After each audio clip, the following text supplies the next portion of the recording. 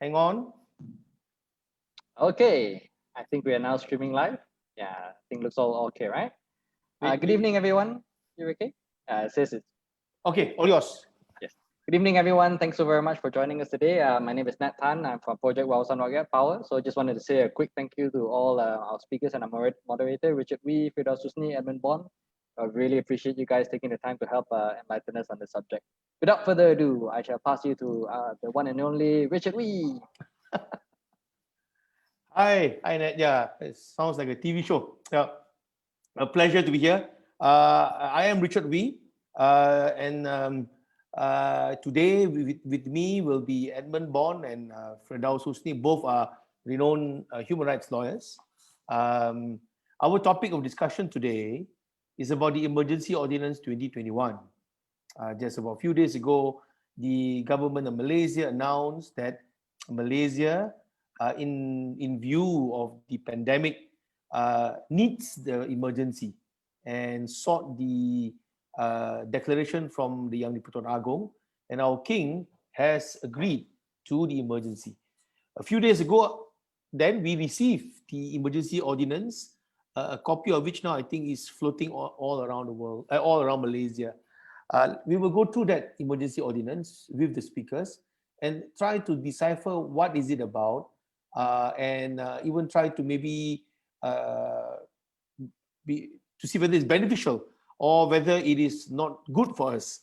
These are the kind of topics we will be discussing later.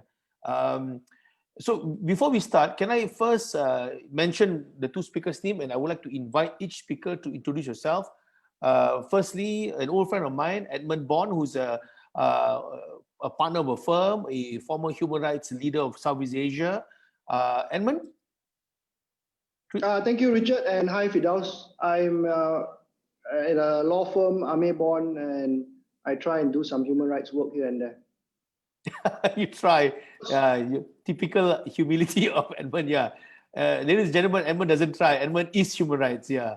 So thanks for being here today. Sunday evening, we could be anywhere else, at home or cycling or running. They're the only two things we can do, cycle and run, but you choose to be here. Thanks, Edmund.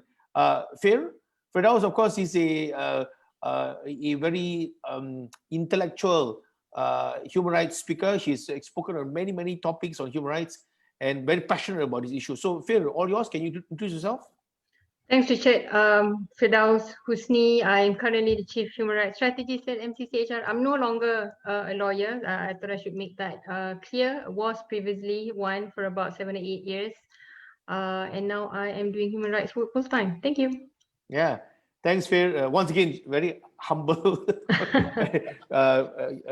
Firdaus is involved in quite a number of projects, policies, for example, on sexual harassment matters, which I think we need a proper bill there, a proper act of parliament there. Anyway, for today, we are going to discuss something which about 1 hour ago, even a group of past Bar Council presidents just issued a statement which, in summary, is not in tandem with the government's emergency proclamation. This group of Bar Council presidents, which all of you can Google and find the news later, have basically denounced the emergency ordinance. Now let's start with our speakers. Now we have a few topics which I think most of you can see is being shared around. Effectively, we will be discussing about the impact of the EO on the Rakyat, the constitutionality of suspending Parliament and State Assembly. Later at about 5:35, we're going to have a special guest coming on who will be speaking about the health policies of the emergency ordinance. Now, before we start, can I just pose a question to Edmund and Firdaus? What is emergency? When can you declare emergency generally under constitutional law? Edmund?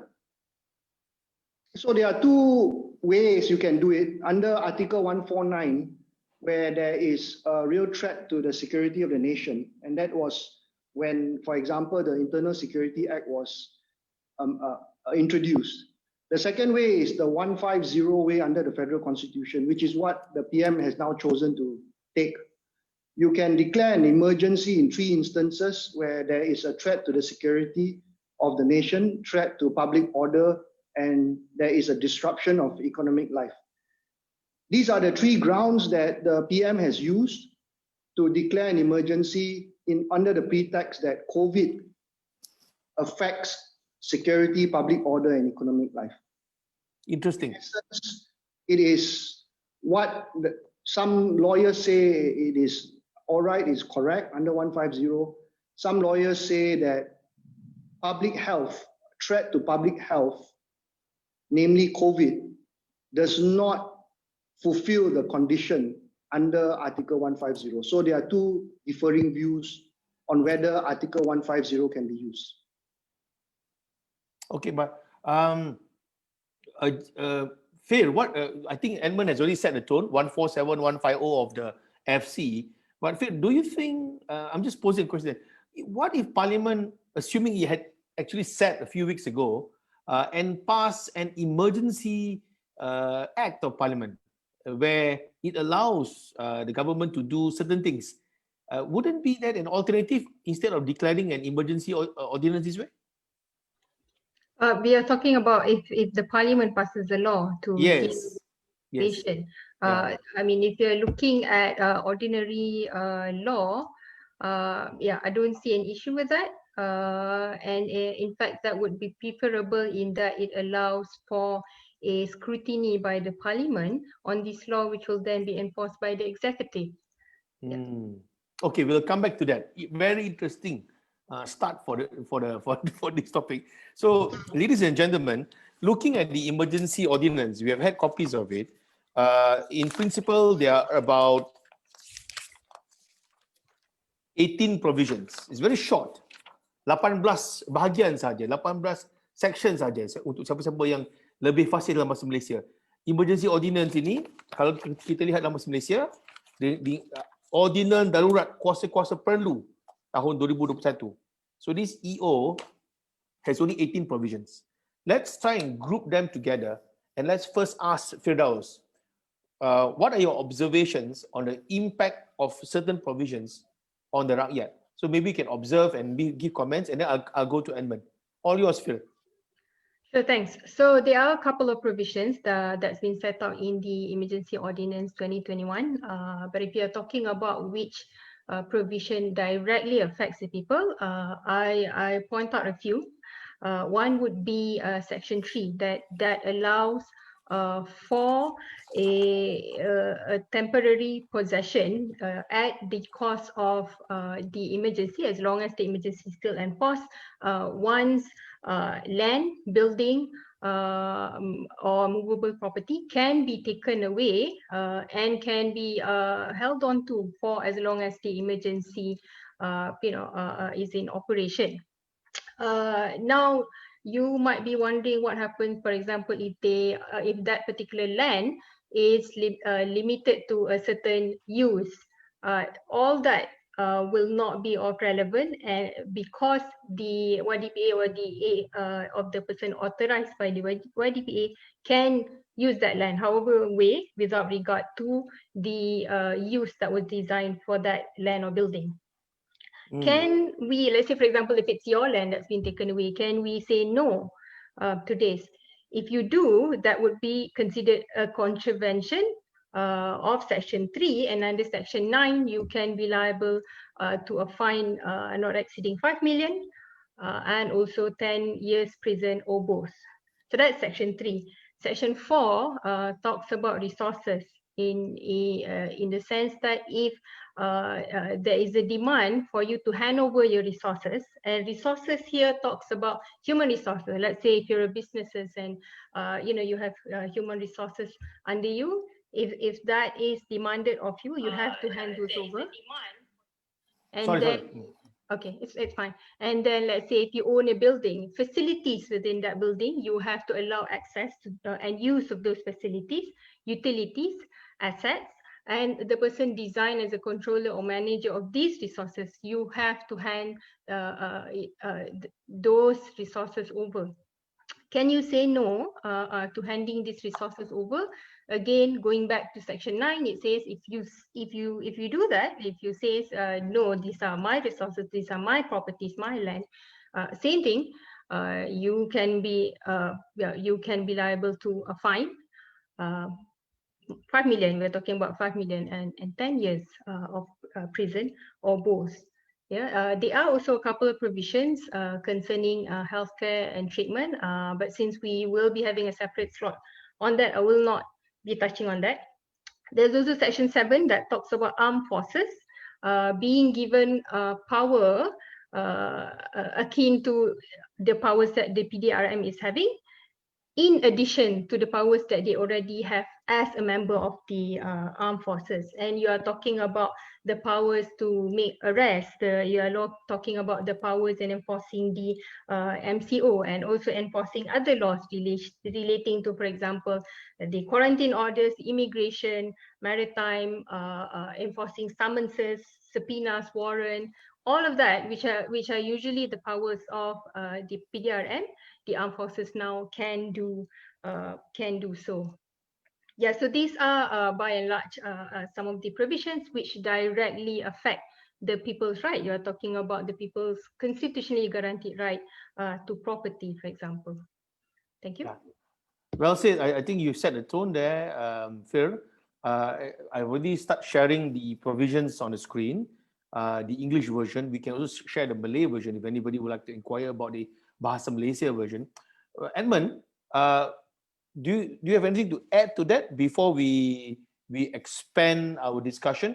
Is there any direct impact on the Rakyat? Maybe the rule of law, their rights under the CPC, their rights under the Federal Constitution, rights to question, right to challenge, review. Any comments, Edmund? Yeah, just 2 quick points. The first point, I think, to preface the discussion is that because the ruler, the king, is a constitutional monarch, the ordinance itself and the proclamation itself that was signed under his name were advised by the Prime Minister. So I want to debunk any argument or any form of misinformation that a challenge to the ordinance, a challenge to the proclamation is a challenge to the king or the king's powers. In law, the king basically took the advice of the Prime Minister. So while we may disagree with the proclamation and ordinance, we are in essence disagreeing with the advice of the Prime Minister. And it has little to do with the king or the ruler. The second point I want to make is that Article 150 does not have the fundamental liberty safeguards under 149. Under 149, you can make some laws that are inconsistent with your fundamental liberties in the Constitution, but in Article 15, but it cannot be inconsistent with Article 8 under Article 149. However, for Article 150 emergency, which we are now in that state, any law, any ordinance can be made that breaches your fundamental liberties. So some lawyers have said fundamental liberties mean that they are fundamental, they cannot be breached under emergency. But our Constitution allows for any type of breach. For example, if somebody wants to make an ordinance to say that all women with red head or red hair should be put in prison, that ordinance will pass under 150. That is how serious it is. We have not seen it being implemented as yet, and hopefully will never be. But we have already seen how, like Firdaus has summarized, the armed forces can come in, you can appropriate or misappropriate property, compensation is not decided by the courts, and importantly, or most fundamentally, you are already suspending Parliament and the state legislative assemblies. So for people to say this is what some people call an executive darurat or emergency that has no curfew is quite misleading. It has a lot of legal implications and legal effect that affects us on a daily basis, or will affect us on a daily basis. Richard? Yeah, fantastic. So much to talk. I don't know whether we can finish in an hour. The more the two of you say, the more questions I want to pose to my panelists. Yeah, but you know, Fair and Edmund, the only other time that I can remember reading about an impactful emergency ordinance was after the unfortunate May 13 in 1969. The situation at the time, of course, it happened before I was born. We can only read, but it was clearly dire and things were very volatile. Here, what we have a situation is people are falling sick. And of course, this illness is dangerous because people can actually die very quickly from this disease. So there is a danger there. But to compare what happened in 1969 and now, how do we see, Edmund, before I move on to the next story, Edmund, how do you see that imposing such an emergency ordinance 2021 can actually resolve this pandemic? Do you think it can? I mean, don't we have enough laws to stop this? Don't we have enough system and process to stop the pandemic? Yeah, Richard, that's a very good question. And I think that's a question that bears answering, because if you remember early 2020, we had the first MCO that was very stringent. We had roadblocks. We had people not being allowed to move around as much. And that controlled the numbers of people contracting COVID. We also remember that in a few months ago, the Speaker of the House had said, you cannot have many people coming into Parliament, and therefore some members of Parliament would be excused from coming into Parliament. But yet, with COVID, Parliament could sit. So the answer to that is that we have the Prime Minister, the government of Malaysia already has the Prevention and Control of Infectious Disease Act that has been proven to be effective, that has been used, and that will continue to be used to combat COVID. So that evidence is already there. You do not need an emergency to deal with COVID in the circumstances that we're talking about. If you say, oh, we want to start appropriating private healthcare facilities, then the question should have been, why are you not discussing it with the private healthcare facilities much earlier? Why do you need to have such a draconian law now to say let's appropriate hospital beds from private healthcare facilities? So I don't see why, and don't see the nexus or the connection between having an emergency, suspending Parliament just to deal with the situation of COVID. And bear in mind, the Prime Minister said twice in his speech that there is no curfew, civilian life will continue as normal. And when he said that, he meant that, you know, there's no further measures that will be taken over and above what has been taken in the first MCO. The answer to that is there are currently laws to deal with it. Yeah, that seems to be emergency. I would tend to agree with you, Edmund. Of course, sometimes this kind of situation, anything we say will be seen to be political. Say, oh, you're supporting one side or the other. I am speaking as a lawyer. We are looking at laws that we have. And in my view, there's more than enough laws to protect the situation or deal with the situation. Now, moving from that, Edmund, well said, very, very well said. So you have basically said, let me just summarize what we have said so far the last, say, 15, 20 minutes. Firdaus have set the tone by saying what can be a direct impact to the Rakyat. Basically, the forfeiture clauses in the provision where the government apparently can effectively, if I can make it simple, walk into your house and say, I want your property, as an example.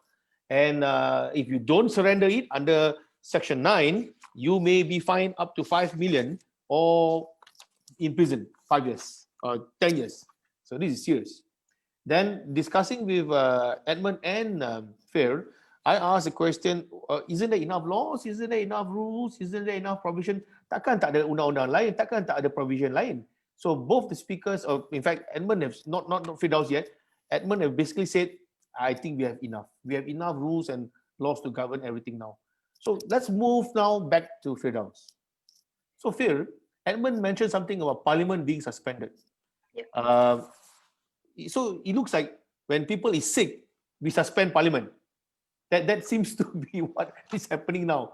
I am still trying to figure out the connection as a lawyer without having any political thinking as a lawyer. Sebagai peguam, apakah connection antara kita sakit dengan Parlimen dengan State Assembly kena digantung? What is the connection? So can you give a comment? Is it constitutional to suspend Parliament and State Assembly? All yours, Firdaus. Thanks, Richard. Well, I would say outside of this emergency ordinance, this is not the first time there was an attempt to not have the Parliament in session. And the motivation behind that, I think it's a suspect. I mean, we don't need to discuss here, but there are enough reasons to believe that it is not COVID as to the motivation behind suspending Parliament. I will leave it at that. Now, talking about suspension of Parliament and the constitutionality of it, that requires us to look at the function of Parliament in the first place. Now in Malaysia, the system that we practice here, our democracy, we embrace and uphold rule of law. And in rule of law, among others, it talks about our ministers, it talks about our public officials carrying out their duty and powers in good faith, ensuring that the powers that they are using or execute are for the purpose that powers is given for, ensuring that the powers that they exercise do not go beyond the permissible limit, and the use of that power or the extent of that power is not to an unreasonable extent. That is among the principle of rule of law, that we are upholding. And so the question here is that under this emergency ordinance, does this allow the executive to go beyond the powers of which they are permitted to? That's one. To go beyond the purpose of which that executive powers is first being given to. So to me, there is, this is a very important question that must be asked. And if the executive cannot answer this, that goes towards whether or not we should have the emergency ordinance in the first place. So I'm going to. Sorry, Phil, go on. Sorry, I thought you finished. Sorry, go on. Quick one. All right. I'll make this quick, but there are a couple of other points also. Take your time, Phil. Take your time. I'm not rushing you. Sorry, I thought you finished. Sorry, all yours. No problem. Now, the other concept that we also practice in Malaysia is the separation of power. The fact that they has to be independent in terms of operation, in terms of personnel, in terms of their spheres or exercise of power when it comes to the judiciary in Malaysia, when it comes to the executive, the government, and also the legislature. And why? What is the reason? The purpose behind having separation of power is because you cannot have powers concentrated in one body, in only the executive, without without any mechanism for check and balance. And that is what exactly the emergency ordinance is allowing, for powers to all be concentrated in the executive, because when Parliament is suspended, there will be no check and balance by the agency of Parliament. Now, if you look at Article 150, Clause 3, if I'm not mistaken, it provides for that proclamation of emergency to be tabled in Parliament. Why was there 150 Clause 3 in the first place? Because it allows for safeguard. It allows for stringent check by the Parliament against the proposed power of the executive under this emergency ordinance. That is the purpose of why 150 Clause 3 is there. But when you take that away, and this is a safeguard that is embedded in the Constitution, to me, then there is, if you take that away, as is what is happening right now, there is a possible argument to say, to argue on the constitutionality of the emergency ordinance with regard specifically to the suspension of Parliament. Thank you. Well said. I would like to just go on record here, and I dare say I speak for everybody in power, for Edmund and Phil, and also myself. We're not here to stop the system, the government, to fight the pandemic. We want the pandemic to be fought. We want to end COVID-19 once and for all, as soon as we can. But we are also trying to see, is there a need to pass pass such a draconian law. Now, clearly the words I can use now safely after listening to the two of you the last 20 over minutes, this draconian law, because there's one missing feature so far, safeguards. There is lack of safeguards, and the principal feature of a democratic country with a parliament is safeguards in the system. Everything we do in this country, one of the biggest argument among people managing the country and discussing about the rule of law, etc., it's about safeguards. So on that point, Edmund, before we move on the issue of immunity, because I think Dr. Khor is waiting to come in shortly, what is your comment about the, other than what Firdaus has mentioned, Edmund, what is the constitutionality of this? Is it constitutional? Is it unconstitutional? We want to fight the pandemic, but this way, all yours, Edmund. So I've said just now, my view is that there are laws that allow for the dealing of COVID without needing an emergency. But if you're talking about a 150 emergency, I must say that there have been a slew of amendments over the many years. And the last, I think, being in 1981, that took away the powers of the court to scrutinize a proclamation of emergency and its ordinances. That ouster clause, because of a string of cases, Teh Cheng Po, Johnson Tan, and the whole rest of it, government of Malaysia had amended the constitution so many times to make Article 150 sort of so waterproof. The saving grace, however, is that recently we have seen the judiciary coming up with very progressive judgments in Semenye Jaya, Maria Chin's case, although the CJ was in the minority, Indira Gandhi, and a few other cases where ouster clauses were said to be unconstitutional. So the safeguard that we have really is the judiciary now. Whether the judiciary is prepared to read the ouster clause in Article 150 as being unconstitutional, how is it to be read? In judicial review, where government exercises powers for collateral purpose or for bad faith, there is a possibility that the ouster clause will not apply to immunize those exercise of powers. So if you ask me what safeguard is there, the judiciary is there. We hope that the judiciary will look at it objectively, look and see whether the ouster clause really applies in this case. And secondly, I think in Firdaus's point about Article 150, the initial safeguard, and even after it was amended, is that when Parliament is sitting, when Parliament is in existence, you need to table the proclamation and ordinance of emergencies before Parliament for debate. And so that safeguard has now been taken away because the Prime Minister in the ordinance has advised to suspend Parliament. So the safeguard that was in Article 150 to safeguard and check and balance the proclamation and ordinance has now been removed by executive fiat. And that, I think, goes against the grain of Article 150. It is some sort of a fraud on the Constitution, some sort of a fraud on Parliament.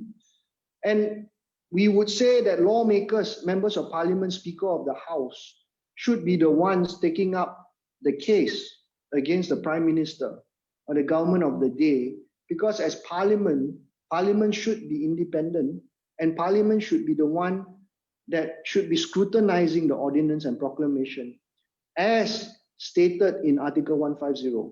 But by a stroke of a pen, the Prime Minister has taken away that scrutiny powers of Parliament. So if you ask me what are the safeguards, I go back to the traditional safeguards of the judiciary. I go back to the traditional safeguard of Parliament.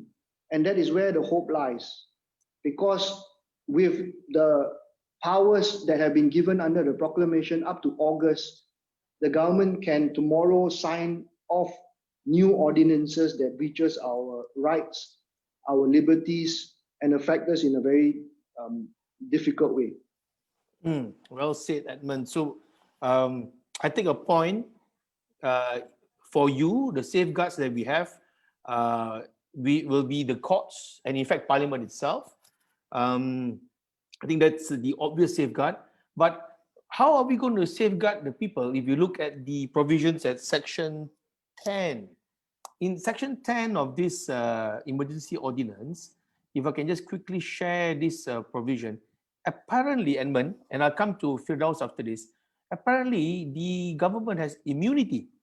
You mentioned immunity just now, so let's discuss this provision. Section 10 states that no action, suit or prosecution or any proceeding shall lie or be brought, institute or maintained in any court against the government, blah, blah, blah, in respect of any act, neglect, default, done or omitted by him or by it in good faith in carrying out the provision of this ordinance. Now, before I let you give your points, Edmund, this is not a new provision. We have seen this in numerous provisions in our Act of Parliament. In fact, I'm dealing with some of it in my sports work. Section 44 of Akta ISN has this. So, what is your comment about this? Looking at the entire framework of the EO 2021, isn't this another provision to take away the safeguard? Yeah, this is not an ouster completely that we talk about of the court's jurisdiction because of the words in good faith. So I think, and you are right, 10 is replicated in many other different provisions, including the National Land Code. It protects government officers, administrative officials, public officers when they carry out their duties under instructions or they carry out their duties in the honest belief that what they are doing is right. And that means that whatever they are doing is legitimized under this particular Ordinance 2021. If there's a court suit, and I understand there will be court suits being filed, if there's a challenge and the court decides that the whole Ordinance 2021 or even part of that ordinance is to be struck down as being unconstitutional, then those parts under Section 10, those parts that were legitimized but that are then struck down by the judiciary will then not be immunized by Section 10. So I don't think that we need to worry so much about this. What we need to worry very much more is about the amendments, the constitutional amendment in 1981 to Article 150 that included the ouster clause in our constitution. And that's 1508, where the satisfaction of the king shall be final and conclusive, and as well as the ouster of the court jurisdiction to declare the proclamation valid or invalid. So any court suit that's going to be filed will come up to face Article 1508, and it will be an opportunity for the courts to revisit the arguments of ouster clauses as being unconstitutional that have been decided and discussed in the past recent cases of Indira Gandhi, Semenya Jaya, Maria Chin. And only if the litigants are able to get past 1508 ouster clauses, then we are looking at a substantive challenge to the ordinance. So let's wait and see. I mean, it'll be very, very interesting to see this EO being challenged in court. And I would definitely like to read any judgments written about this challenge. Now, so far, ladies and gentlemen, before we move on to another topic about the issue of health policies, we intend to try and wrap things up before 6 to open up for Q&A. I've already seen quite a number of questions on the Facebook Live on being posted. So we are going to visit some of the questions there. But for now, Phil, do you have anything to comment about the immunity clause before we start talking about the health policies under Section 6 and 8? Yeah, thanks. So a quick comment to add on to that. Yes, there are string of laws that provide for ouster clauses, and I'm talking about ouster clauses in general, be it looking at Section 10 or Article 158. And there are also string of cases which discusses ouster clauses.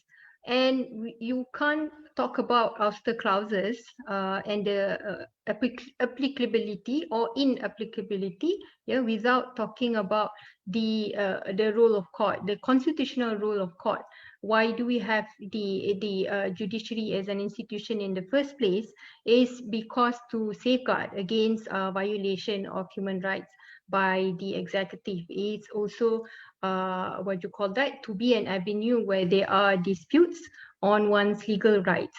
And so these are powers that are inherent within the judicial institution, and that is why there are, you know, cases all the way up to federal court that decides that you cannot have the parliament taking away that powers of the court by way of judicial by way of ouster clauses when that power is inherent, is an essence of why the court is there in the first place. And if we were to agree to this and ouster clauses, you are basically saying, well, our government can operate without any form of accountability. That's what we are promoting if we were to allow ouster clauses to exist. Thank you. That sounds pretty scary, if you ask me. A system of governance without accountability. So far, ladies and gentlemen, if before I invite Dr. Khor on board, we have discussed about section 3, 4, and 5 of the EO, which effectively talk about the forfeiture of assets, land, building, or movable properties. Then the two speakers also assessed and gave their observation about section 10 of the EO, which effectively say that there's immunity. Then in between there, I think both speakers mentioned about section 7. Maybe later we'll go in more detail when we have time. Maybe Edmund can give some idea about section 7, where the armed forces is now given similar powers as the police. And then, but there are two interesting provisions here. And this is also relating to some of the questions some people ask here, whether people are forced to go for immunity, etc., etc. Section 6 of the EO and section 8. Section 6 talk about directions for treatment, immunization, isolation, observation, or surveillance. So at this juncture, we have a surprise speaker, Dr. Khor. Dr. Khor, can you appear? Hi, doctor. How are you? Hello, Richard. Call me SK. It's a pleasure to be here. Okay, hi, SK. Can I trouble you well, first things first, terima kasih for joining us. I think we are delighted to have you on board, and I think you are the accurate person to speak on this. But before that, maybe you can introduce yourself first, share with everybody. I think there's about a few hundred people watching on Facebook. Who are you, SK? Hello, Richard. Hello, everyone. My name is Swee Kheng. I trained as a physician initially, but then I did several other things, including anti-corruption work. Now, these days, what I do is spend a lot of time as an independent consultant with various agencies, local and foreign, and I do health systems and policies these days. Oh, thanks. Well, you are indeed the right person. So, SK, section 6, I'll share on the screen shortly. Section 6 and 8 of this EO deals on health issues. So if you look at on screen now, section 6 states, and I read out for everyone's, very quickly for everyone's understanding, it says that for so long as the emergency is in force, the Agong or any person authorized by Agong may appoint, subject to conditions as may be determined, any person to issue directions for treatment, immunization, isolation, observation, or surveillance under the Prevention and Control of Infectious Disease Act 1988. Then it goes on to say that the direction issued by the person under above shall be deemed to be a direction issued as an authorized person. So what is your comment about this, SK? A couple of thoughts, Richard and everyone. The first one is to say that the PCID Act, right, the Prevention and Control of Infectious Diseases Act, or the PCID Act, is already very broad and far-reaching, with a lot of powers that's accorded by it to the Director General of Health and to anybody nominated by the Director General of Health. That's one. The analysis is to say that it's not immediately clear how Section 6 adds on more substance or more powers to the already existing and very broad powers invested inside the PCID Act itself. That's my first commentary. My second commentary is to say that the PCID Act itself is backed up by a series of regulations, and it is these regulations that provide, shall we say, locus standi or punca kuasa in the Malay language for many of the SOPs that have been written. So it's the PCID Act together with the National Security Act that imbue many of the SOPs with legal powers, because SOP, if I understand it correctly, and I'm not a lawyer, SOPs do not generally have a power of law, and they need some backing for it. So the PCID provides some legal backing for the SOPs that are in force. So one can say then that without directly referencing the SOPs, the emergency ordinance may still rely on the PCID rather than to operate as a standalone entity as it relates to directions for treatment, immunization, isolation, observation, and surveillance. That's my second comment. And my third and final comment, Richard, is about the general, shall we say, the broader implications, not only of Section 6, right, but to other areas of healthcare and health policies and the delivery of healthcare services, which I'm sure we'll explore, but not necessarily limited only to Section 6. Those are my initial thoughts at the moment. Richard, over to you. Thank you, Doctor. There's also Section 8.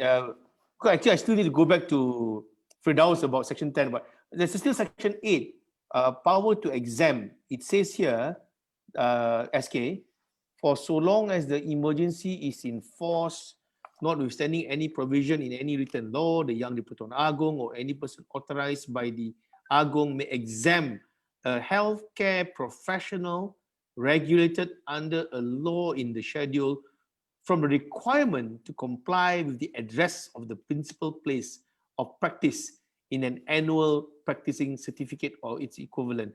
I kind of know what this is about, but maybe SK can share with us what is this provision, the mischief that is trying to address. Richard, I can't comment on any possible mischief or actual intended, but I will comment a little bit on Section 8.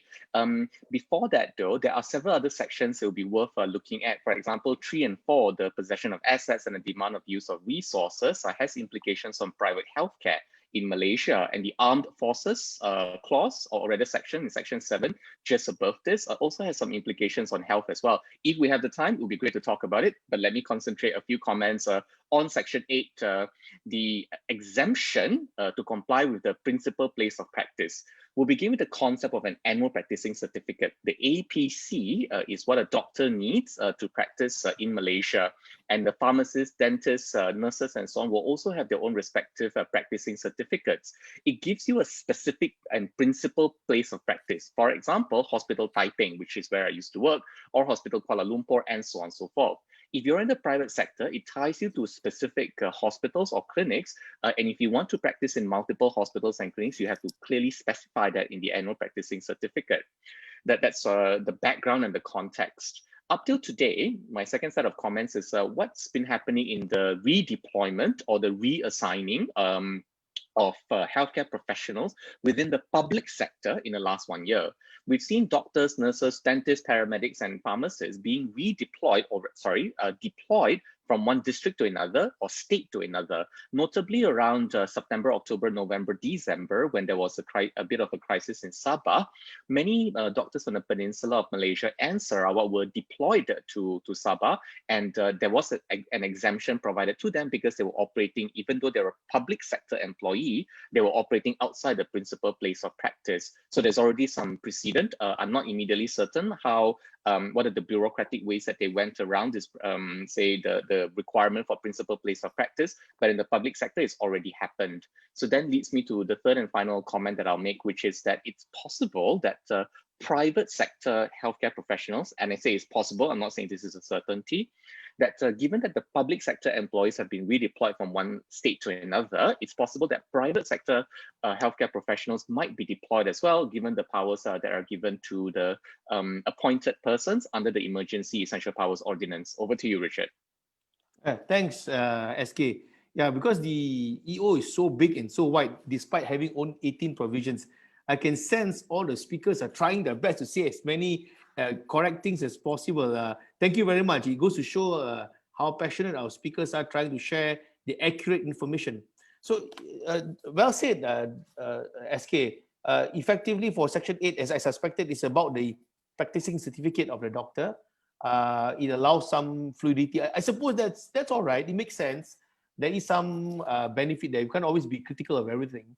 And even Section 6 seems to also open up some options to fight the COVID-19. So some good there. But looking at all this, Firdaus, you look at the way the Act has been drafted. And then we come back to Section 10. Just nice. You go back to the issue again. If the authorities blunder, make any mistake, they can be immune under Section 10, so long as they show that the error or mistake is done in good faith. And it's going to be quite monumental to give evidence of bad faith. But what's your comment? Now that you've heard SK, you heard Edmund's comment earlier, what are your views about Section 10?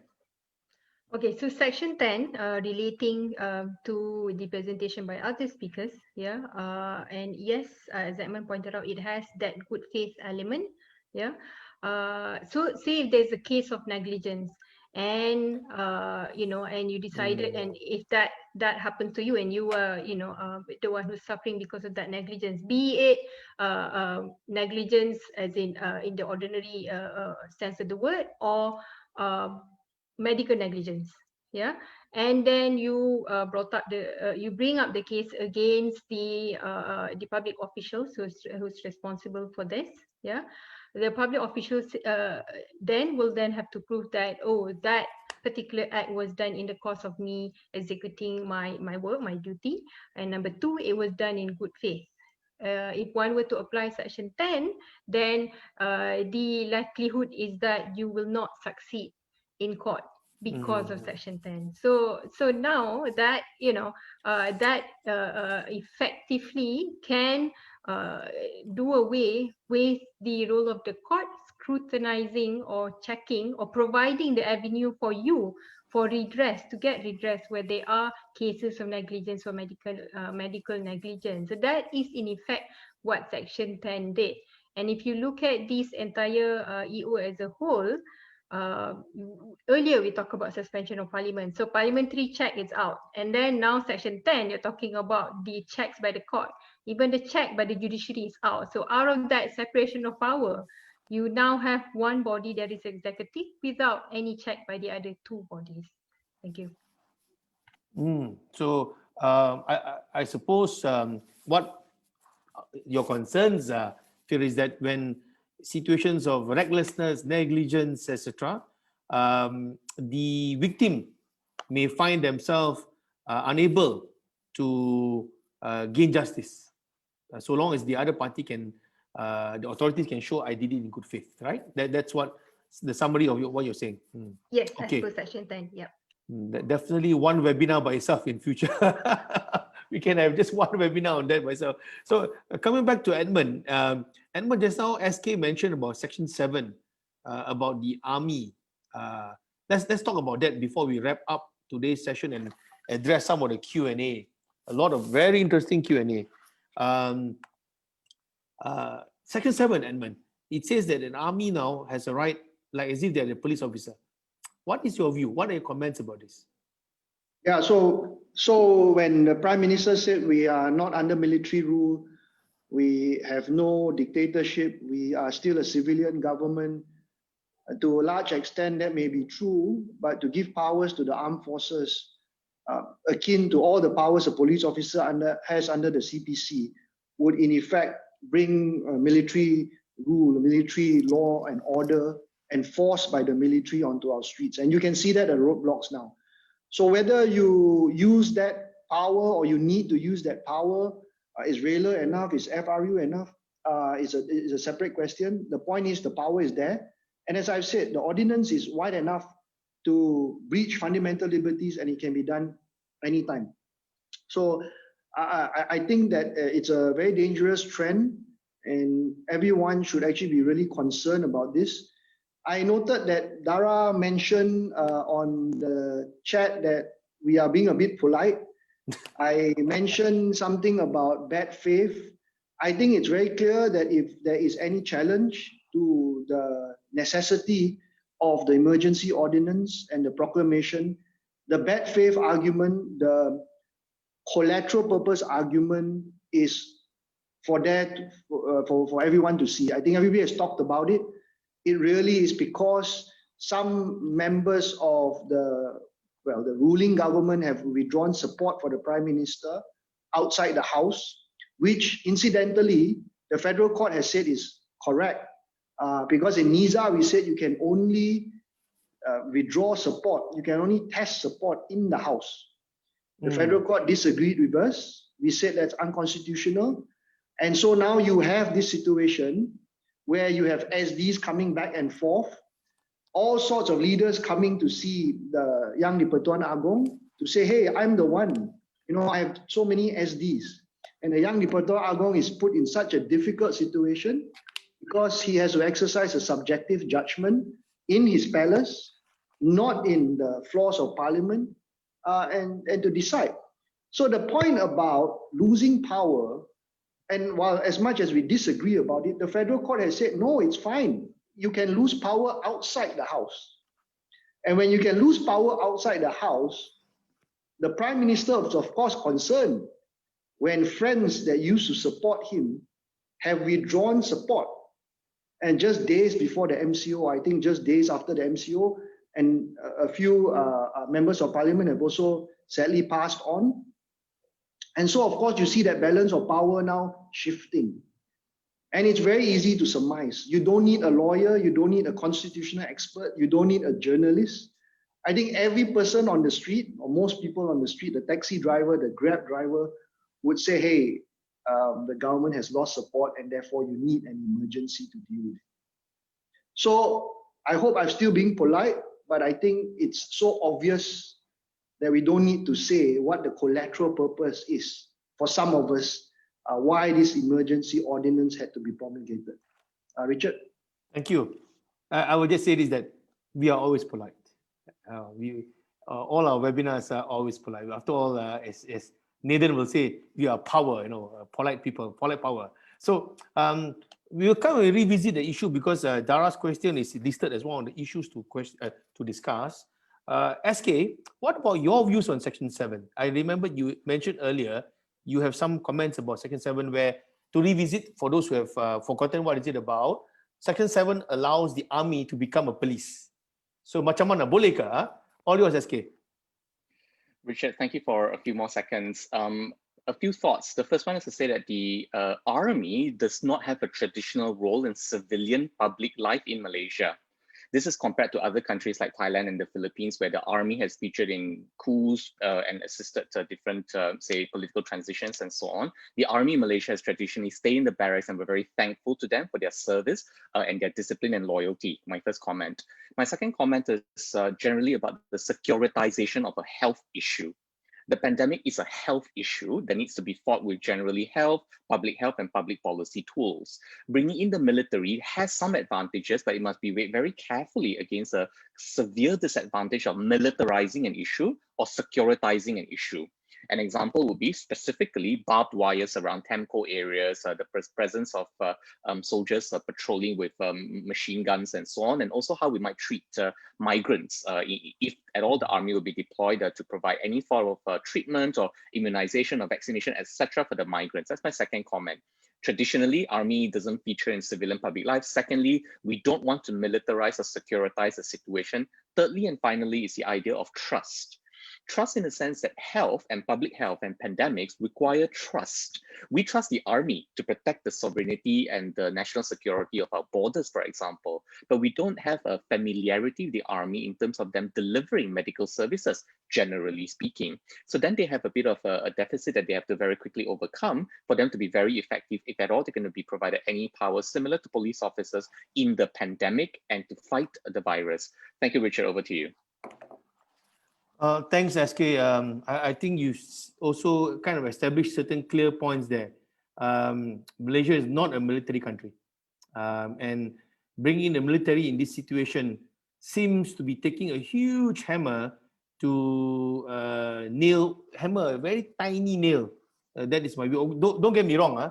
I'm not looking at the pandemic as a small nail, but I'm looking at the situation. Do we need such a heavy hand to solve a solvable problem? Because we have seen many other countries around the globe which did it without the army, without the emergency ordinance. So surely we can do it.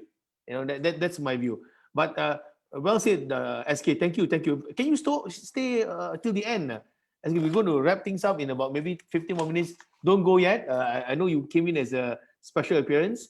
But now, ladies and gentlemen, so far, we have heard the speakers addressing all the major provisions. The last bit you heard about the army coming in.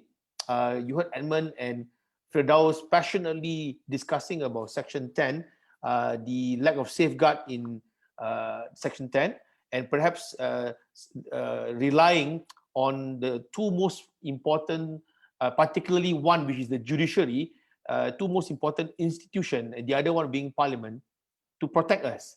Now, the EO seems to have been taken that away.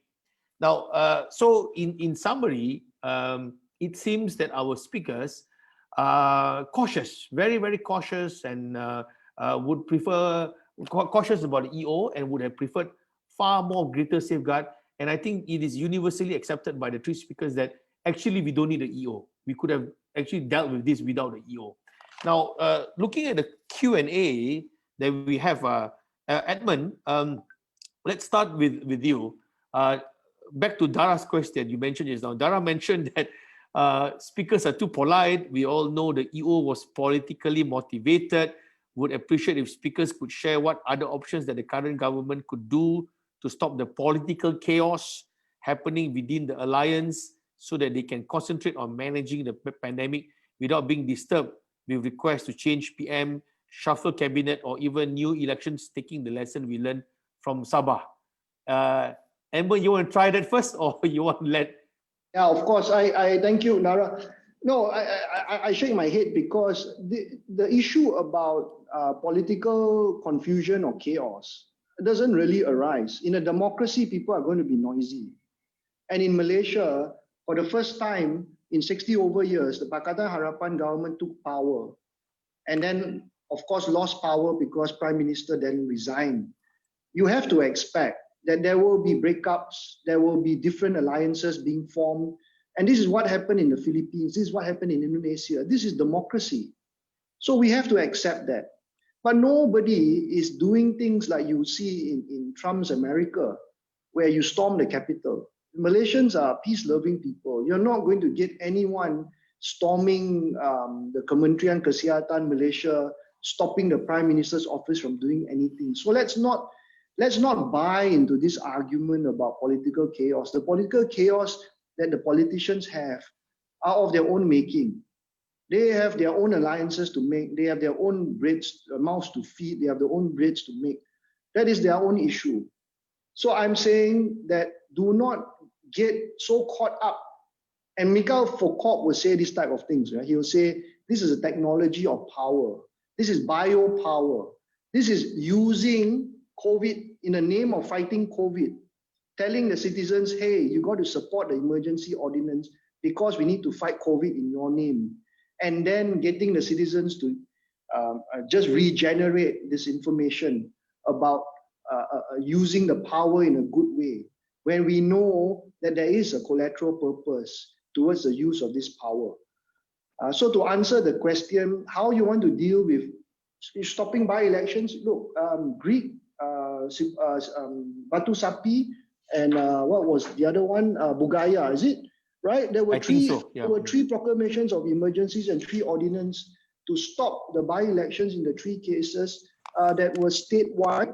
And then there is a provision there that the Election Commission, once the emergency ordinances stop, to have those by-elections. So if you talk about stopping by-elections, that has been done.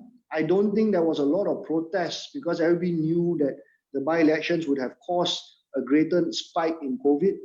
And of course, now you see people also getting a bit irritated with the Ministry of Health and the DG because you say that, yeah, get us to stay at home. But then you have politicians and you have the well-known getting off when they breach SOPs while we are supposed to settle and follow the SOPs, and we've been following SOPs diligently. But then you have politicians going off doing their own stuff. You have no SOP when the Sabah elections were happening, when people were coming back, and that is said to have spiked the numbers. And then you start blaming us and then say, oh, let's have an emergency. Really? I think Malaysians are much more sensible than that. And if you ask me, let's not buy into this whole game. Fighting COVID is one thing. I think we are all at Edom to fight COVID. Whether you need an emergency, whether you need to give so much powers to a prime minister that is losing power is another question. Okay, well said. Phil, you want to try that? Because I want to, there's a specific medical question I will ask SK later. Phil, you have any comment? Dara basically said, I repeat, that is there any way to stop the political chaos, to concentrate on managing the pandemic? Well, I don't have a direct answer to that, but I do would want to echo what Edmund says, to say that if you want one move to basically put a stop to all the political drama, I think that's quite impossible.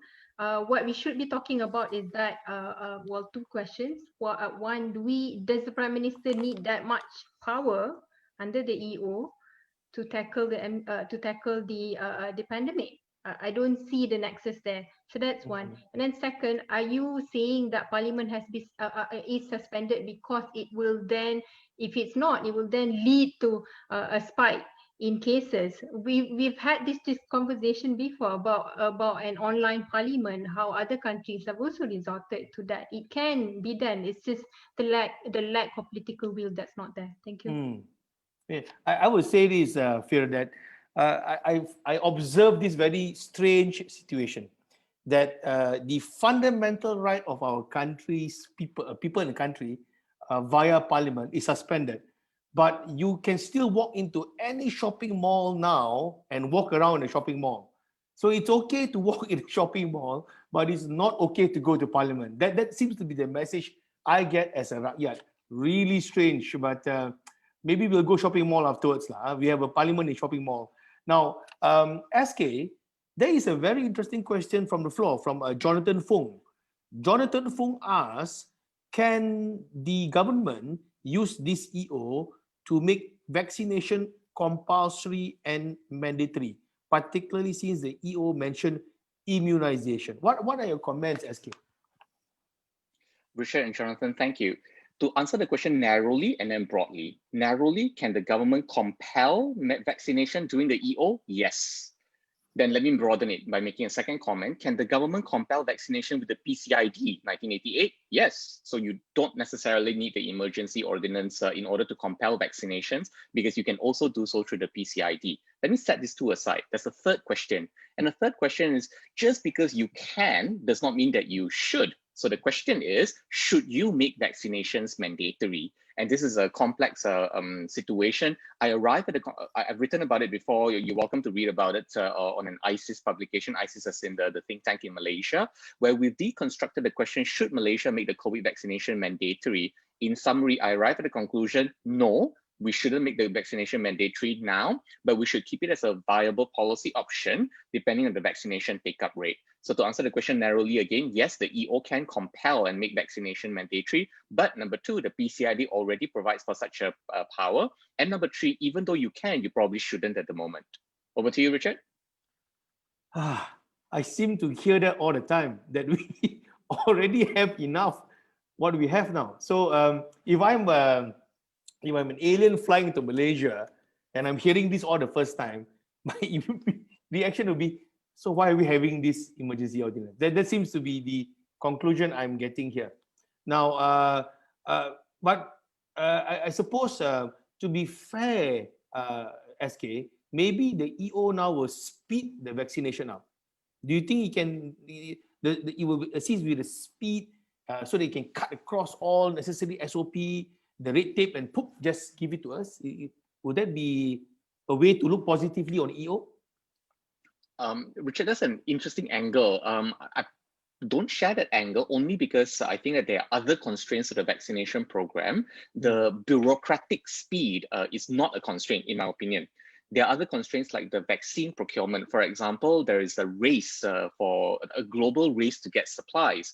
Malaysia can only assure ourselves for about 50-60% of the population today. Canada has enough vaccines for 500% of their population. In other words, Canada has enough vaccines for 5 times their population as of today. So that is a bigger constraint to get the vaccination ready. And then the logistics and the implementation. And then thirdly, the training of healthcare providers. Fourthly, a 18-month vaccination program to get up to 80-90% of our population is daunting in terms of the organization, the delivery, and the financing of it too. We have a bit of time is my general comment over here. Plus, there are other more important constraints. I don't see that the bureaucratic constraints would warrant the imposition of an EO just to speed up the vaccination. But this is a very narrow answer to a very narrow question. Yeah, well said, SK. You know, I will say this generally, not to the 3 speakers.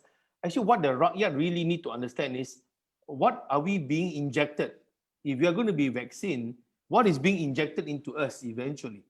I've been trying to find an answer, a definitive answer. There have been some comments here and there by certain ministers. If anybody who's watching this live or later on watching this recorded, if you are from the current government, can you please run a campaign untuk menjelaskan apa benda yang kita di vaksinkan, apa yang kena suntik itu apa benda? What are we being vaccinated for? I would like to know what's going in my body. Now, moving on, because I know Edmund and Phil has to leave by 6:30 at the least, we have 2 interesting questions. One from the legendary Arul. Arul asks, there are at least 2 good justifications for the emergency, which is taking over private hospitals and stopping election. Now, can both of these be done without having an emergency? Phil, I ask you first. I repeat, Arul asks, there are at least 2 good justifications for the emergency, taking over private hospitals and stopping election. Now, can both of these be done without having an emergency? Phil? Well, taking over private hospital, this was actually a question that Edmund asked. Has the government talked to the private hospitals in the first place? Did the private hospital says no, we don't care about the pandemic? We're not hearing that, and so I don't see a need why must this conversation be taken place by force. And so that is one that we have not well, we don't know whether the government even explored that option. Yeah.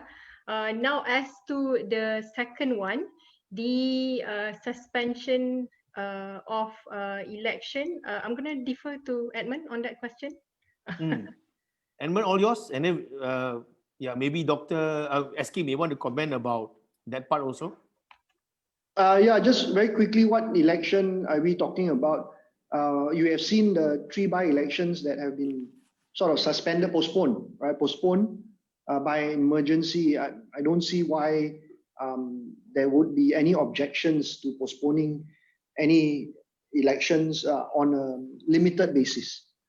So I think the question as to healthcare, if you read, or I've watched some interviews, it was very clear from the start that KKM said all COVID patients had to go to them. Private insurance would not even cover.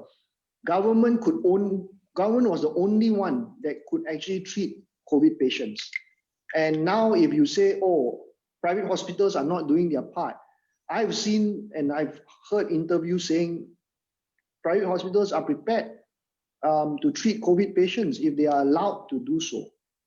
And so this question, again, I know it may be very logistical, maybe very bureaucratic, but to take over private hospitals, while I agree that healthcare should be made free and more freely accessible, to actually then use an emergency to take over hospital beds may be a bit drastic at this point in time, given that Malaysia has one of the best healthcare systems in the world and we have resources. And I think a warehouse was changed to that to house patients. But of course, I'm not an expert, so I'm not going to talk about it in terms of health, but if you ask me what's the law is that you cannot appropriate private property without adequate compensation. And that may require laws that can be made. The Land Acquisition Act is one example. The Land Acquisition Act is not made under an emergency. So you can have an ordinary law to make it. You can have parliament sitting to make it. And if our government or Kementerian was far-sighted enough, in 2020, we would have already had a step of 1 year to look into a law if this was an issue. It felt like, Edmund, that it's like me trying to speak with you, but I send someone to speak to your mom so that your mom will speak to you for me. That seems to be what's happening here. Using the EO to speak to the hospital, like what Firdaus says, we are not sure whether there's a conversation taking place, but it seems like the EO is now being used for that, isn't it? So interesting to see. But SK, do you think this is correct to use the EO to take over private hospitals? Can I answer the question in several ways? And then it will, a complete answer is actually quite complicated, right? Because there are ideological factors in play, systems factors in play, and the health policies factors in play as well. We begin with the question, can you? Of course, you can nationalize if you want to. That does not mean that we should. If the question is, can you? Yes, you can. And you will have to work out things like what is fair compensation. And I think there's a clause in the EO that says that compensation will be whatever it is, and then you cannot sort of appeal, or you just have to accept the decision. And compensation aside, right, it's indemnity, as in suddenly are you now a government servant? And if you're a government servant, do you carry professional indemnity, or how are you ultimately responsible for it? Thirdly, the leadership, the governance, and the administration of the healthcare facility are also important considerations. So can you? Yes, but you must overcome all these hurdles, which are actually very important and very large. Let me set that aside. The second question is, should you? And I arrive at the conclusion, no, you shouldn't. You shouldn't because of all the reasons that Firdaus and Edmund has already shared, but also for additional reasons, because private hospitals and private general practitioners and private laboratories, so it's hospitals, clinics, and labs, have been very happy to collaborate. There is a very good track record and history of public-private partnerships between government hospitals and private hospitals, clinics, and also laboratories. And given the history of trust and familiarity of public-private partnerships going back at least 10 years, and it's a stated explicit government policy, why are we going back against these years of relationship and collaboration? So I think that you shouldn't. You also shouldn't, because although I do believe that a system needs to be integrated, it does not need to be integrated or should not be integrated by force. Thirdly, you also shouldn't because of the negative signals that it will send to private investors, markets and capital markets, and investor confidence, especially at a time when we're struggling to attract any form of foreign direct investment. Those are my reasons, Richard. Although we can, that doesn't mean we should. I arrive at the conclusion that we shouldn't. Okay. Once again, that's why we have you here, to give such an answer. Very, very good picture of private-public hospitals collaborating. We have a question here. I was thinking we have one, but apparently there's one more, so we have two questions to pose, or maybe three. This question, maybe to the lawyers first, since Firdaus has mentioned that she's left practice, so I won't ask Firdaus this question. Edmund, just you and me, Bon. Sunita Nair asked this question.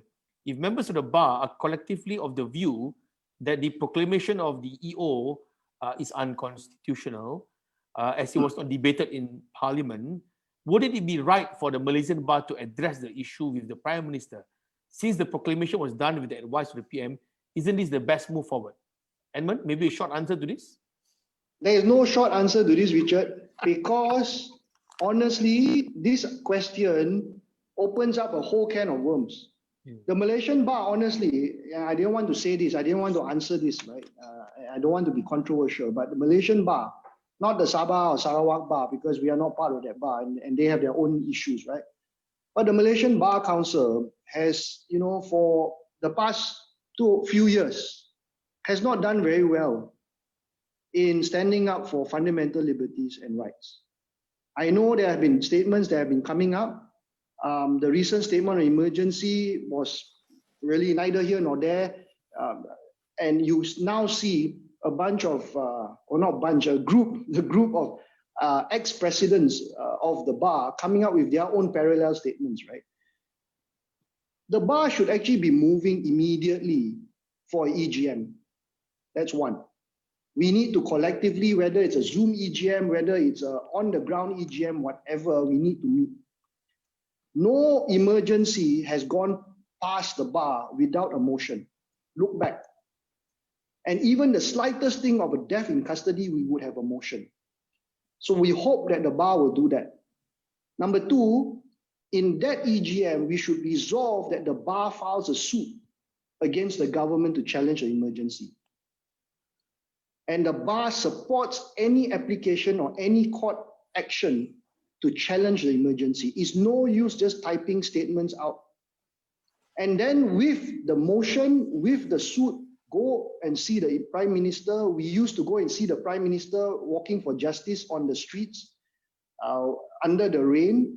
We may not be able to do that, but if the bar has the whatever it has or not or does not have, it should have, they should actually do it and not kowtow to the government. It looks like the bar is not strong enough. It looks like the bar is divided. We see new bar council members coming in. We hope that they will, lift the bar up through its whatever straps. But if you want to ask this question about the bar, I think we have not done enough. I think a lot of members of the bar are very excited about what's going on, but also very disappointed with what's going on. And you see, even with issues of the working conditions of the young lawyers, nothing is happening. We've been talking about it for so long. And that is just my rant, but I can't remember what the question was. If that was relevant to the answer, Sunita, thank you for the answer. I hope I answered your question, but if you have another question, you can ask me what the bar should do, right? Yeah, just go and see the Prime Minister, file a suit, dump memorandums on him, get a motion, mobilize us together. Here we are like, we never used to be like this. And it's really disappointing. We thought that the young lawyers can actually move the bar much more and the new leadership, but it seems that we are moving backwards. That's all I have to say now for the moment, Richard. Maybe you should go back to the bar. Are you in the bar council now? It's so irrelevant. It's so irrelevant. I don't even know who's in the bar council membership. And I knew that was coming. They're all my friends, okay? Go for it, Richard. Work together, but it feels I don't even know who the bar council members are. Ask me, really? Okay, sorry, SK, to go through this. No, I think it's not a bad rant at all, Edmund. Number one, no, I'm not in council anymore. But I've always said that if you don't need to be in a position to serve, so I continue serving the bar as the chair of the PSDC. I'm running the entire CPD, as you know, with a group of leaders. But the bar, I've retired from the bar. I will continue to help in what way we can. But yes, since the two of us are the practicing lawyers, Firdaus is quietly smiling there. I don't have to answer. But I would say this. We must and should do more. So whoever who's listening in from the Bar Council, especially the office bearers, I know you're all my friends. Well, because you are my friend, that's why we are saying this. Instead of stabbing you in the back, some of you will say. All right. Now, good question, Surita. I think because of that question, we may have to do 2 more webinars. Well done. Suddenly, we're flooded with lots of good questions. We have issues about should the a question from Beth Joman. So my apologies if I pronounce your name inaccurately. Beth Joman. Should the Rakyat stroke CSO who reject the EO take up a case against the Prime Minister? Edmund first. I ask again. If the Rakyat stroke CSOs who reject the EO, should they take up a case against the Prime Minister? Yeah, so I think the issue of locus standi comes into play. The members of parliament, Adun, are first in rank to file a suit. Sorry, Edmund, your volume is gone down. Sorry, I think got disconnected. Nama, speak louder, Edmund. Can you hear me? Yes, a bit muffled, but go on, very yeah. soft. Never mind. While waiting for Edmund, Firdaus, would you like to try this? The question is that, can we take a case up against the Prime Minister if we don't agree with the EO? Well, if so, Edmund is trying to explain about locus standi, where one has to establish whether or not one can file the suit, and if that can be established, then yes, this is one way that the EO can be challenged. And who is directly affected by the EO? I think I would say all of us, looking at the section that we discussed earlier. But bear in mind the locus standi test. Let's say, for example, when we talk about the provision and suspension of parliament, the MPs are directly affected by that.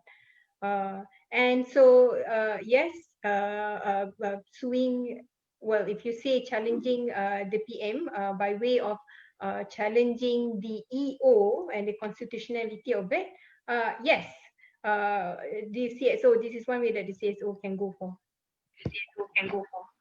Okay, Edmund, you want to try? Yeah, so I think Firdaus has answered the question. NGOs come second in rank, and then the public-spirited individual comes third in rank. May be difficult to show impact because under Order 53 judicial review, you need to show that you are adversely impacted. So we have cases that have gone either way. Okay. So yes, of course, litigation should be the way, and the Bar of Malaysia definitely has to file a suit. Okay.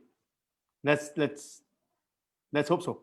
Now, the one final question. It's only 6:22. I want to summarize the situation also. From N Gilong. Again, I apologize if I pronounce your name incorrectly. N Gilong or Gilong. Vaccination can be made compulsory during the EO. If I refuse the vaccine, would I be thrown into jail? Any of you want to try this? If I refuse to take the vaccination, can I be thrown to jail, not just under EO, but any existing law? I'm not sure, you know. To Doctor about that, whether or not there is from the EO, whether okay, the three lawyers will quietly disappear, and then we let SK answer this alone. SK, all yours. Master caveat is I'm not a lawyer, but let's look at some precedent, right? There is a national vaccination program in Malaysia. On paper, the national vaccination program is considered mandatory. On paper, this is for children, diphtheria, pertussis, tetanus, hepatitis, etc., etc. So on paper, these are a series of, I think, 17 diseases that are vaccine preventable, and that's mandatory. There are instances, and some of this data is available online, of parents who refuse to vaccinate their children. To the best of my knowledge, again, which is very, very limited, to the best of my knowledge, these parents do not receive legal penalties for refusing to vaccinate their children. That is some precedent. However, vaccine preventable diseases and a small minority, this is very small minority of parents who refuse to vaccinate their children, to my knowledge, without legal penalties, that cannot be easily extrapolated to a pandemic that affects everyone in the population from 0 to 100 years old. And given the different scales of the pandemic and the different infectiousness, transmissibility, and the disease and epidemiologic profile, it is very difficult to argue that there should not be, say, legal penalties for refusing to vaccinate. That being said, my preliminary position is to say still that mandatory vaccination on pain of sanctions and penalties should not be our first priority. Our first priority would be to educate, to provide a reassurance, to give clear information, to fight misinformation, to encourage, etc., etc., including relying where possible on religious authorities. And we have a very good, say, decision by the Jawatan Kuasa Muzarakah in December last year, just a few weeks ago, that says that the vaccine diharuskan dan diwajibkan. And I think this is a great decision by our Jawatan Kuasa Muzarakah, consistent with the positions taken by very many religious authorities of multiple religions around the world. And that forms the basis of public health as well, which is education rather than punishing. Thank you, Richard. Thanks. Can I just quickly add? Yes, Phil. So yes, I agree. There should be a community approach rather than a legal approach to this. That's number one. Number two, if you were to look at the emergency ordinance, I talked about section 9 earlier on penalties, on 5 million fine and the 10 years jail. Those only applies to section 3 and 4, not section 6. Okay. Yeah, just to be clear. Phew. All right. But saya suka apa yang Dr. SK kata, cuba pujuk, jangan paksa. Try to persuade, don't force. That will seem to be a better approach. Like anything else in life, it's always better to persuade than force. But all right, ladies and gentlemen, we've gone more than 25 minutes over. We kind of suspected we can't finish in 1 hour. But at the same time, from experience, when we have webinars for 2-3 hours, but after half an hour, everyone will be sleeping and switching off. So 1 hour seems to be the optimum with an additional half an hour in case. And we have now reached the in case time zone. Before we bring this to conclusion and I invite Nathan back here, I would like to invite every speaker to wrap it up, starting with ladies first, with Phil, followed by SK and my good buddy Edmund to hopefully power wrap the whole thing. Phil, would you like to summarize your views and your take home from this discussion, your take home and what you want the listeners to remember from this? Okay, so the powers that's given to the government under this proclamation of emergency under 150 is wide, very, very wide. And as we can see under the Ordinance 2021, it takes away that opportunity for scrutiny and checks by Parliament and the judiciary. And that is something that we all should be worried about, because you now have our government running around unchecked. And any attempts to check that can then be met with the repercussion because of the way emergency or ordinance here is set out. And that goes against the essence of our democracy, in that powers of any bodies of be government or judiciary cannot be concentrated in one, and there has to be a mechanism for check. I mentioned earlier that there was no nexus between giving the Prime Minister or the government that much power to addressing COVID-19. In fact, you see more nexus between giving the government that much power with this collateral purpose that Edmund was mentioning. I think we see that nexus more than the nexus with the pandemic. And I think that speaks for itself as to the necessity and constitutionality of the emergency ordinance. Thank you. Ribuan terima kasih, Kak Phil. Thank you so much. Yeah, really good wrap up from Phil. So basically her summary is that we don't really need the EO. Yeah. SK, your summary? Richard, instead of summarizing my thoughts about this, which I've shared, and I share a lot of my positions together with Firdaus and Edmund, let me project into the future. We all want to lift this emergency as quickly as possible. How do we lift this emergency when it's safe for us to lift it, right? So I would like to invite all of you to join me as we hold the government accountable to certain KPIs. And the KPIs needs to be a broad set of epidemiological and public health and scientific criteria, not some arbitrary criteria that is easily influenced or manipulated. We need a set of KPIs instead of just one, because one KPI, for example, daily new cases, is not accurate enough, it's not holistic enough, and it can be misleading or influenced or manipulated, etc., etc. We need a set of KPIs that can give us a holistic view of it. And with that set of KPIs, we can then determine for ourselves, and also using the government, holding the government accountable for it, to determine when is it safe for us to lift this emergency. This set of KPIs will also be useful to hold the government accountable for pandemic management, just in general, for getting the emergency. And I think it's time for us to start talking about different epidemiological criteria, more than just relying on one number. And the number is daily new cases. It is not enough to tell us how, say, severe the pandemic is. We need a set of KPIs. So in the coming few days and weeks, I will be quite actively, hopefully, proposing this set of KPIs to everyone. Thank you. Thank you, SK. I think your views from the health policy has certainly added value to this talk, or else it just be three lawyers talking about law.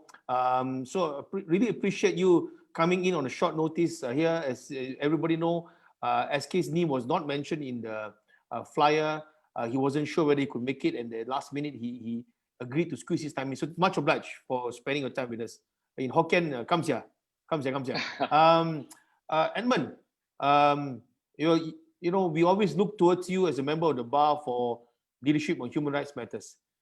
how would you end this, leading this? How would you want all of us to lead this battle?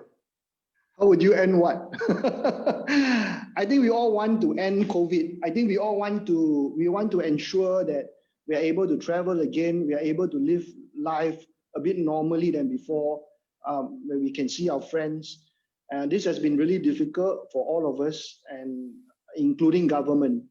What we want to end, of course, is the abuse of power. But we need to accept, and I've seen a lot of comments, even as we speak now, how can people say, how can politicians act like this? How can politicians behave like this? We have to accept that there will be politicians, or there are politicians, or the whole genre of politicians will be politicians that will act in their self-interest. I think it is no different from any other country. So let us not continue to live under the illusion that politicians will act really in your or my interest, or in the ordinary Rakyat's interest. Politicians will always act self-interestedly. The question is, how do we stop them? How do we limit them in acting in bad faith or for collateral purpose? And that is where maybe the next topic is for us to really start talking about, and this is what Chin Huat has said a few times, the professionalization of civil society work, professionalization of bar work. Many years ago, I remember trying to move motion to professionalize the officers of the office bearers, that they take time off and really just spend time doing bar council work. Professionalization of opposition politics. You have opposition politicians that still need to become, to mature from being amateurish to a bit more opposition, to act in a government in waiting. And the Pakatan Harapan experience has shown that when you come into government, you have so many different type of considerations that need to be borne in mind. Professionalization of bureaucracy. How do we engage the bureaucracy in such a way that makes sure that abuse of power and checks and balances are in place? And of course, that's a topic for another day. I think when we want to fight the system, and the message you asked me, my parting message is to fight the system, fight the establishment, fight the emergency, fight abuse of power. We need to have the tools. And of course, we have the tools all around us. But we do not have people saying, hey, let's mobilize all the tools together. Let's bring in all the professionals, not just the lawyers, the MMA, the medical professionals, the engineers, academics, professionalize it. And then I think we will have a better Malaysia, a better democracy moving forward. Thank you, Richard. Thank you very much, speakers. I think we will also be definitely fighting the pandemic. I want to repeat this because I don't want this to be seen to be a EO bashing session. We are not. This is a cry out that we want this pandemic to stop, but at the same time, we are also making sure safeguards remain in position and in place for Malaysia. So before I hand over the mic to Nathan, can I invite everybody to give a round of applause to our speakers who prepared very well and very hard for this. They clearly shared a lot of good information with us. And I will end my parting comment with, like all my other webinars, is that we are going to fight this and we will prevail, and together we will prevail. So Nathan, all yours. Thanks very much, Richard. First of all, my name is Nat, not Nathan. Daniel, but it's okay. It's okay, it's okay. So at Project Wawasan Rakyat Power here, we are very passionate about trying to redefine democracy. And part of that, a big part of that is having more fact-based discourse, having more diversity of perspectives, and being able to discuss those different perspectives in a mature, Rakyat-centric and apolitical way, which I think, and so I really have to thank all three speakers, Edmund, Firdaus, Dr. Khor, for putting in the preparation, the work to really make this a high-quality discourse. Thank you very much to our audience who've been very kind in complimenting the work as well, speakers, and thank you for staying with us and making this a success. And of course, thanks very much to Richard, who did an excellent job moderating a very entertaining show. Good stuff. All right, we'll keep it short. Thanks very much, guys. All the best. Stay safe. Thank you. Thank you. Thanks, Bye-bye. everyone. Bye. Yep. Thanks to audience also. Okay.